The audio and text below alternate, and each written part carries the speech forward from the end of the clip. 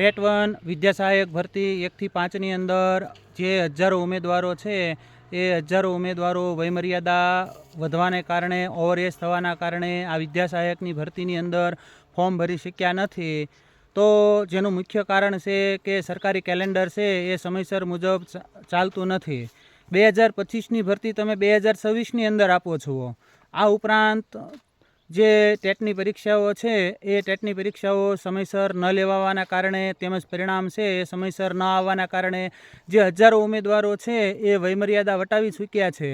તો મારે સરકારશ્રીને, મૃદુ મુખ્યમંત્રીશ્રીને એટલી જ વિનંતી છે કે વયમર્યાદાની અંદર છૂટછાટ આપવામાં આવે, જેથી આવા જે હજારો ઉમેદવારો છે જે સરકારની ઢીલી નીતિને કારણે ઓવરએજ થયા છે, વયમર્યાદા વટાવી ચૂક્યા છે, તો તેઓને ફોર્મ ભરવાની તક આપવામાં આવે, જેથી તેમનું શિક્ષક બનવાનું સ્વપ્ન છે એ સાકાર થાય. બીજું, જે સરકારની વર્ગ 3ની જે ભરતીઓ છે એની અંદર જે વયમર્યાદા છે એ રીતે ધોરણ 1 થી 5ની ભરતીની અંદર પણ વયમર્યાદાની અંદર છૂટછાટ આપવામાં આવે, જેથી કરીને હજારો ઉમેદવારો છે, વયમર્યાદા વટાવી ચૂકેલા હજારો ઉમેદવારો છે એ આ ભરતીની અંદર ભાગ લઈ શકે.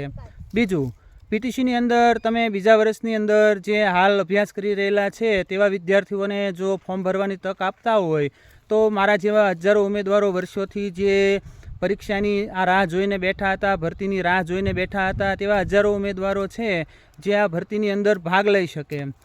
તો સરકારશ્રી, મૃદુ મુખ્યમંત્રીશ્રીને, આ સંવેદનશીલ સરકારને મારું એટલું જ કહેવાનું છે કે વયમર્યાદાની અંદર છૂટછાટ આપવામાં આવે, જેથી કરીને મારા જેવા જે હજારો ઉમેદવારો છે જે આ ભરતીની અંદર ફોર્મ ભરી શક્યા નથી તો તેઓને ફોર્મ ભરવાની તક આપવામાં આવે.